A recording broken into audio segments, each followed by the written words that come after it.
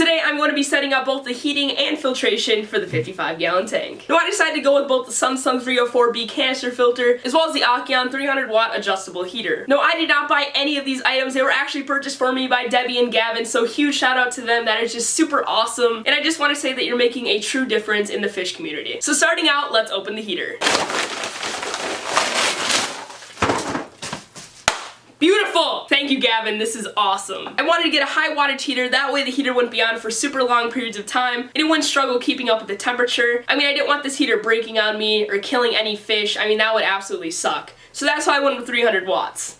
Alright, oh, suction cups. This is a really cool heater, actually. Here's another suction cup. This is actually a pretty large heater. I think it's about 1.5 feet long. It actually takes up the entire vertical span of this tank, which is absolutely perfect. I haven't really decided how I'm going to orient this in the tank yet, so I guess we'll find that out soon. So it came with 2 suction cups, which is absolutely perfect, so that way it's nice and secure against my tank. Originally, I was going to be placing this horizontally, but decided that it might get in the way of some other things that I might have in here, so for now I'm just going to put it in the corner. If I ever want to change it, I guess I can always just turn it. It's really not that big of a deal. So I'm just going to take off the twisty tie. This is actually a super long cord, which is perfect for what I need it for. So I'm just going to place this in the corner.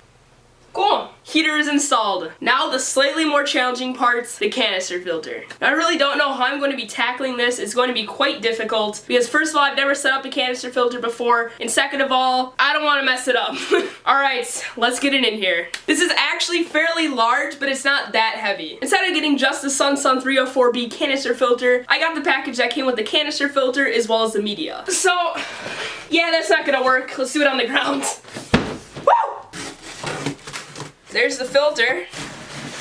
There we go. 304B. We got the right one. That's good. Alright, let's open it up. Oh my gosh, this thing is huge.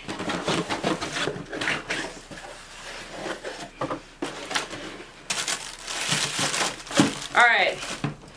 So looks like we have the flexible tubing, another thing of flexible tubing, some instructions, the intake, the output, and this is where the hoses attach to the filter itself. Alright. Okay, there is media in here. We're good, we're good. I don't know what is what, so I guess we'll figure that out as we go. But I'm pretty sure this is the ceramic rings and this is some carbon. There's a package of 50 bio balls. I actually own one of these already, but I'm probably gonna end up using this instead. Here's a filter pad. This looks like a either coarse or medium filter pad.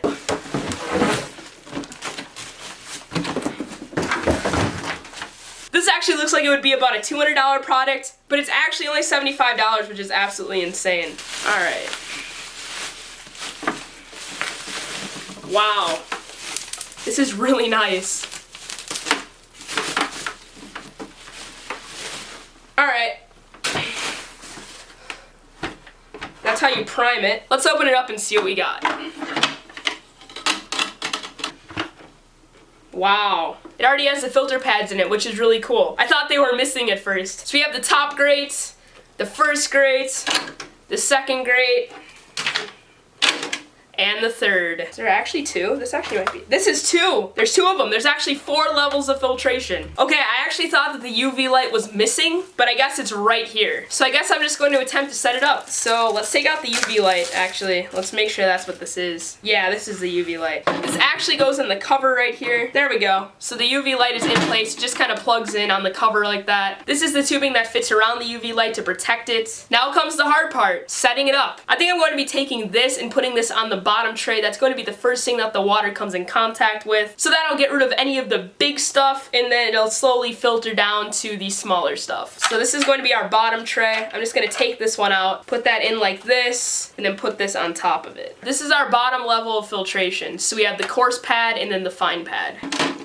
Okay, so before I put any of this media in the canister filter itself, I need to wash it to make sure there's no dust or anything else on it, and that way it won't pollute my water and make it look awful. So I actually decided to take the ceramic media out of the bag and just kind of sprinkle it along the bottom. Now I'm just going to take one of those filter pads, place it on top, and we'll be good to go. Now that's in. Cool. Next is the bio balls. So for these, I'm going to be leaving these on the top part, so I'm going to be placing this in here and just sprinkling the bio balls on top of the filter pad. I actually have about 10 bio balls that are already cycled that were sitting in my 20-gallon tank, and I'm going to be adding to this to kind of boost the cycle a little bit. There we go.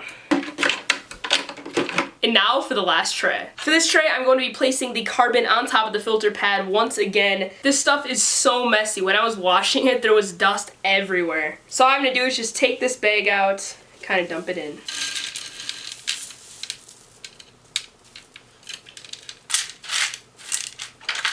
Because this stuff is so messy, I'm actually going to be putting the bio balls above this. So I'm gonna take this out, put that down there, put that on. All of them are in. So now I'm just going to take the lid, place it like so. These are all in the wrong way. I have to turn them all. There we go.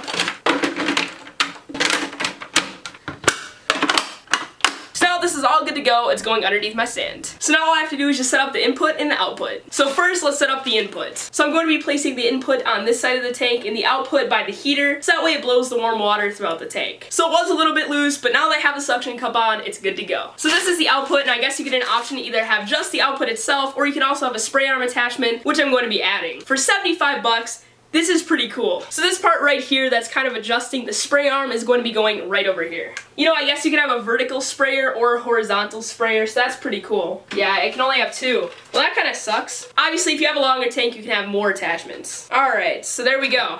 So I'm actually going to be turning around this entire thing. So it's like this. Time for the hoses. These are actually some really long hoses, which is perfect. So it's actually labeled input and output, so this is input and then this is the output. So we're going to hook up the output first. Oh, that is a tight fit. Well, they aren't joking around here. This is some tough stuff. SunSun, what are you doing to my arm strength? Oh, this is, I'm not even kidding, this is like super difficult. This end is like really tight. What the heck? You know what, I'm gonna come back when I have all these connectors on because this is just painful to watch. And that's it, I am completely done after what seems like 2 hours of messing with all of this stuff. If you haven't already, make sure to follow me on Twitter and Instagram at FPS Aquatics. I'm going to be running polls, posting updates, and all sorts of awesome stuff, so you're definitely not going to want to miss that. If you don't want to miss me aquascaping and adding fish to this tank, make sure to hit the subscribe button down below, as well as turning on my notifications if you haven't already. Anyway, that's pretty much about it for today's episode. If you enjoyed, make sure to hit that like button down below. It helps me out tremendously. It only takes a few seconds, and I'll see you later. Goodbye.